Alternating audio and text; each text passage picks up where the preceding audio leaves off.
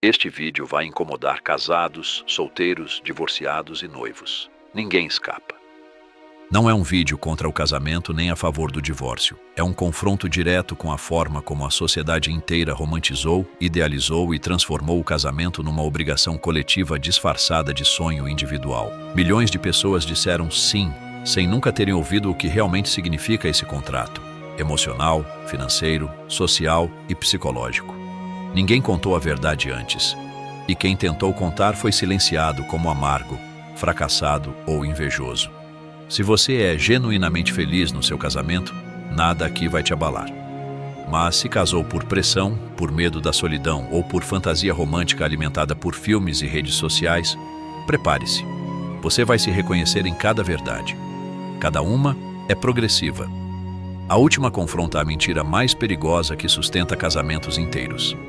Se tiver coragem de encarar, continue. Se não, feche agora. Vamos começar.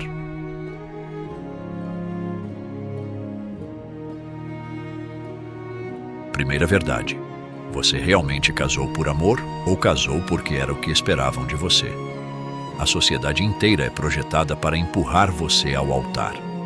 Família perguntando insistentemente: quando vai casar? Em todo almoço de domingo. Amigos casando um atrás do outro, gerando aquele pânico silencioso de ficar para trás. Relógio biológico usado como ameaça velada. A sensação sufocante de fracasso social por ser solteiro depois dos 30. E no meio dessa pressão insuportável, milhões disseram sim. Não porque encontraram a pessoa certa no momento certo, mas porque sentiam que estavam atrasados num cronograma que nem sequer escolheram. Um cronograma imposto por cultura, religião e expectativas familiares desde o berço. E existe um motor ainda mais poderoso que a pressão externa: o medo da solidão. Muitas pessoas não casam com alguém, casam contra o medo de ficarem sozinhas. O altar não é destino, é fuga. Agora responda com honestidade brutal. Se absolutamente ninguém fosse saber, opinar ou julgar, se não existisse pressão social alguma, você ainda assim teria casado com a pessoa que casou no momento em que casou? Se a resposta vacila, o sim não foi amor, foi rendição. E se a motivação já nasce distorcida, espere até descobrir o que você realmente assinou naquele dia.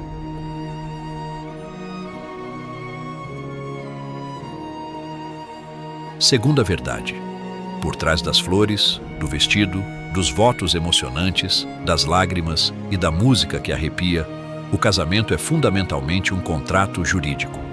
Um documento legal com implicações patrimoniais, financeiras e jurídicas profundas que a esmagadora maioria dos noivos desconhece completamente no momento em que assina.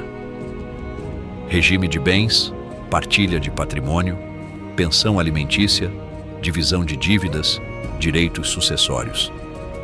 Você sabe exatamente o que assinou?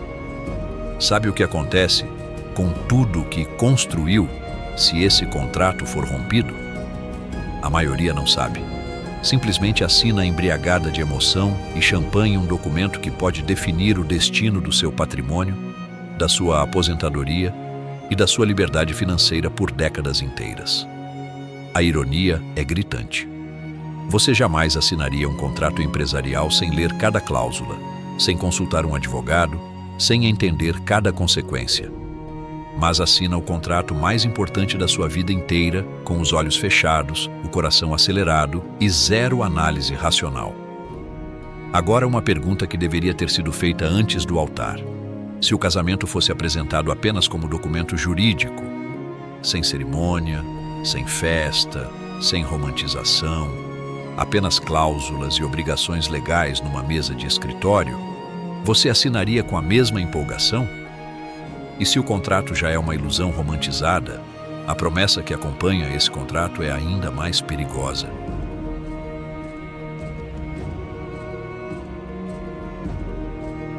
Terceira verdade: você prometeu amor eterno a uma pessoa que mal conhecia.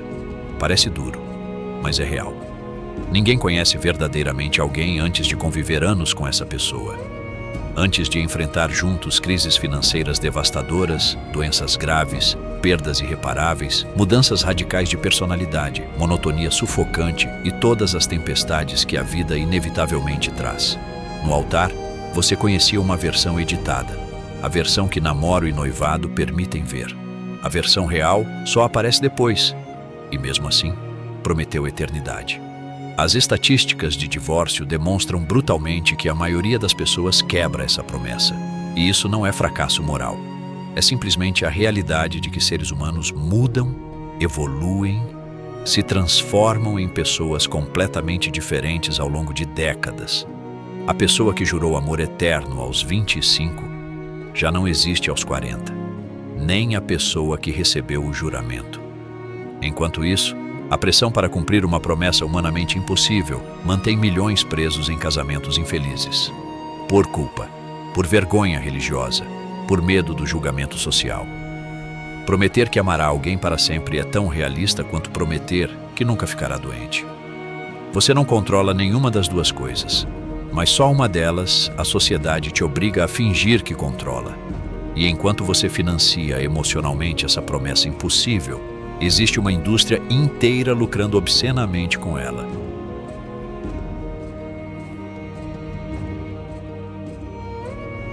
Quarta verdade. Existe uma indústria bilionária inteira projetada para transformar um único dia da sua vida na experiência mais cara, mais estressante e mais endividante que você terá. Vestido que custa meses de salário, usado uma única vez.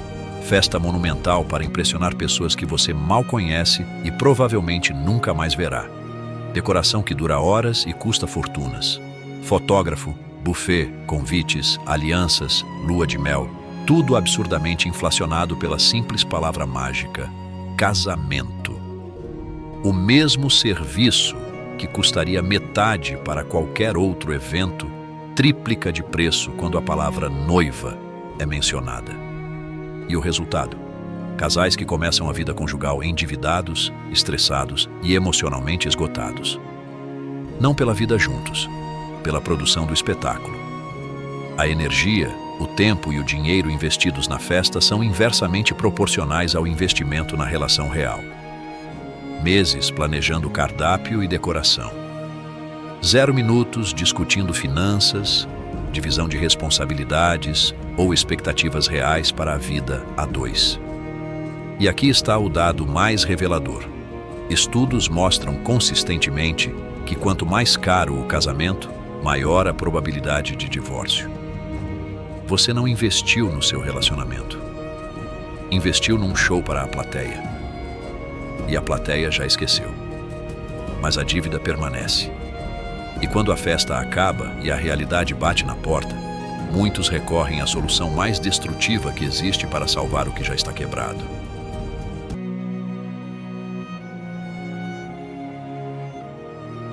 Quinta verdade. Vamos ter um filho. Isso vai nos reaproximar. Esta é talvez a mentira mais destrutiva e persistente sobre casamento que existe. A crença de que uma criança vai resolver problemas conjugais, reaproximar um casal distanciado, dar novo propósito a uma relação que perdeu sentido. A realidade é brutalmente oposta. Filhos não consertam nada. Filhos amplificam tudo que já existe. Se há amor genuíno, amplificam o amor. Se há conflito, amplificam o conflito exponencialmente. Privação crônica de sono, estresse financeiro multiplicado, divisão desigual de tarefas domésticas, perda radical de intimidade, transformação completa de identidade. Tudo isso pressiona fissuras que já existiam até que rachem definitivamente. E no centro de tudo isso, uma criança. Uma criança que não pediu para nascer, que não pediu para ser solução de nada, que agora cresce absorvendo silenciosamente a tensão, a infelicidade e o ressentimento de 2 adultos que a trouxeram ao mundo pelos motivos errados. Milhões de crianças crescem em lares emocionalmente destruídos porque os pais usaram sua existência como tentativa desesperada de cura. Trazer uma vida ao mundo para resolver seus problemas conjugais não é amor. É a forma mais cruel de egoísmo, porque a criança pagará a conta emocional que você e seu parceiro se recusaram a resolver entre si. E se ter filhos não salva, permanecer casado também não é a virtude que a sociedade finge que é.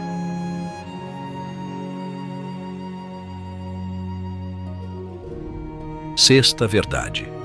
Milhões de pessoas vivem uma verdade silenciosa que jamais admitirão publicamente. Não estão casadas por amor, por escolha ou por felicidade.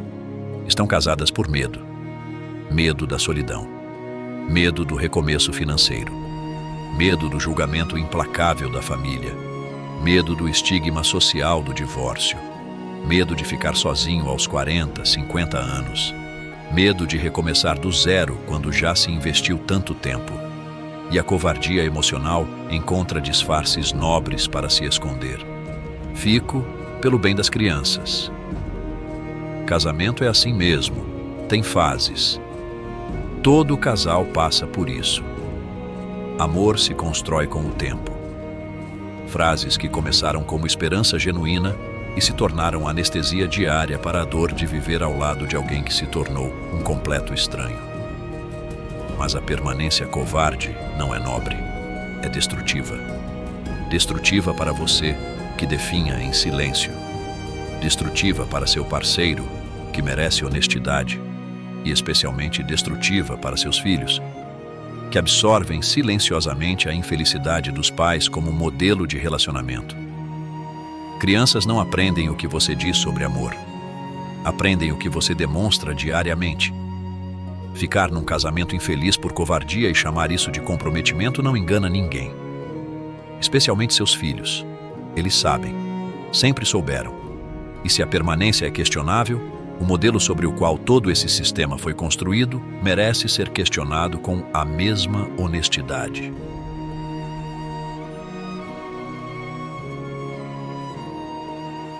Sétima verdade. A monogamia vitalícia é apresentada como o único modelo válido de relacionamento. Qualquer questionamento é imediatamente tratado como imoralidade, fraqueza de caráter ou incapacidade de amar de verdade. Mas a história e a antropologia contam uma versão muito diferente.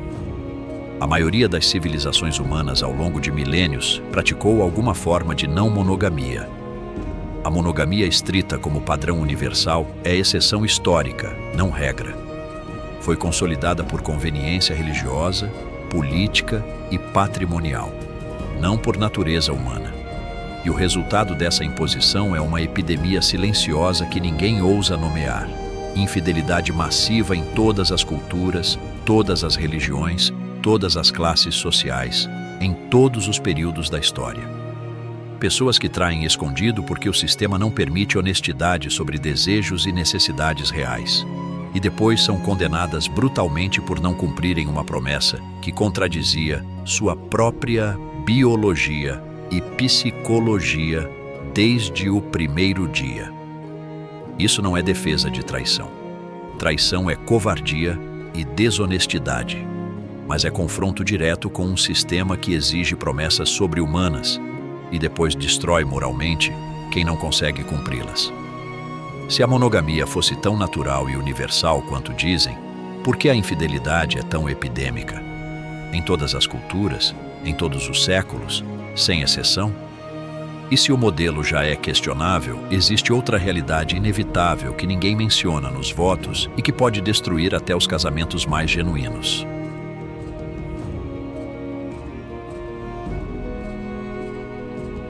Oitava verdade. Nenhum ser humano permanece a mesma pessoa ao longo de décadas. Isso não é opinião. É fato biológico e psicológico inescapável.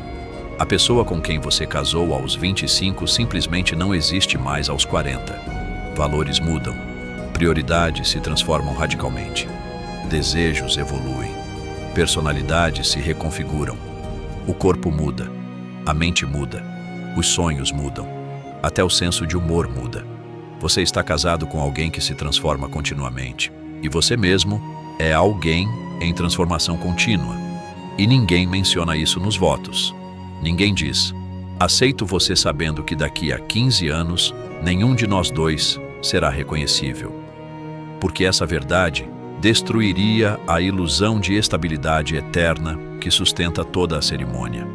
Casais que duram não são os que nunca mudaram. São os que conseguiram o feito extraordinário de evoluir juntos, em vez de evoluir em direções opostas. Mas isso é exceção rara, não regra previsível. A maioria evolui para versões incompatíveis e passa anos fingindo que a distância não existe. Você não casou com uma pessoa. Casou com a versão daquela pessoa naquele momento específico. Essa versão já morreu. A pergunta que define tudo é: você consegue amar genuinamente quem nasceu no lugar dela? E quando essa pergunta não tem mais resposta positiva, surge o momento mais temido e mais mal compreendido de toda a jornada conjugal.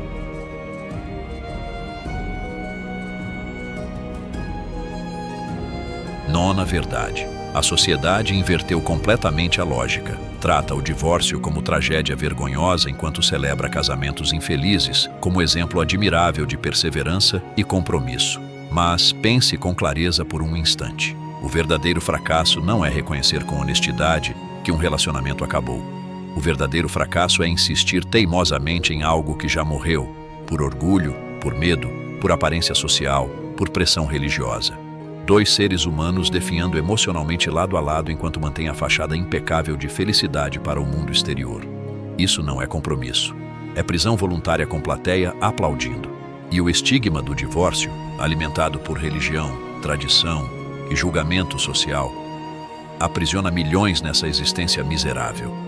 Pessoas que sabem que precisam ir embora, mas permanecem porque a vergonha de sair parece maior que a dor de ficar. E aqui está um dado que deveria mudar essa conversa inteira.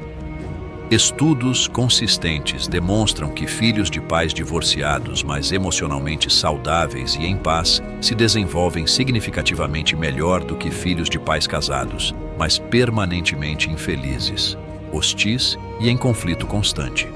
Se o casamento fosse genuinamente sobre amor e bem-estar, o divórcio seria reconhecido como ato de coragem e honestidade quando necessário, não condenado como falha moral imperdoável. E se a sociedade condena quem sai, espere até descobrir o que ela faz com quem fica, e por que todo mundo participa da mesma farsa silenciosa.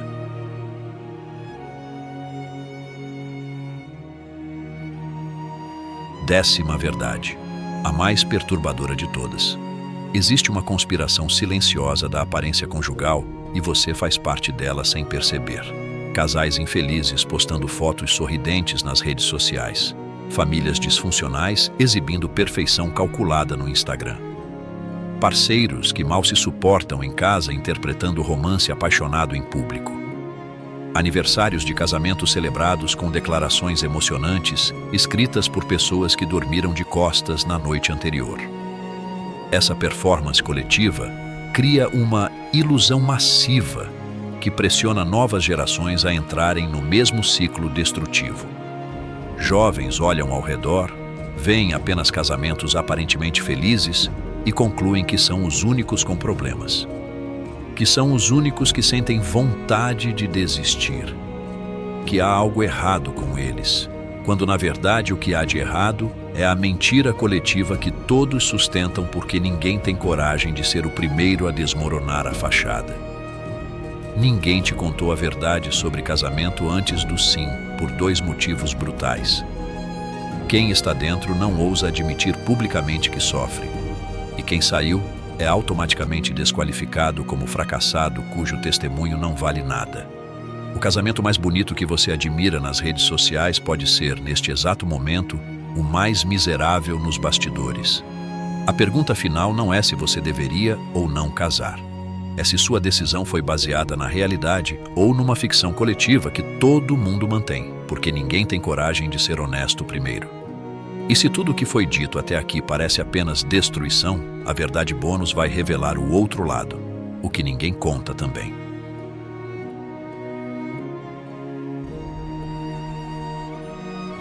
Apesar de tudo que foi dito, o casamento pode genuinamente ser uma das experiências mais transformadoras e profundas da existência humana, mas somente quando construído sobre fundações reais, sobre verdade, não sobre fantasia romântica, sobre escolha diária consciente, não sobre promessa cega feita uma única vez num altar, sobre dois indivíduos completos que escolhem caminhar juntos, não sobre duas metades desesperadas buscando no outro a completude que deveriam encontrar em si mesmas.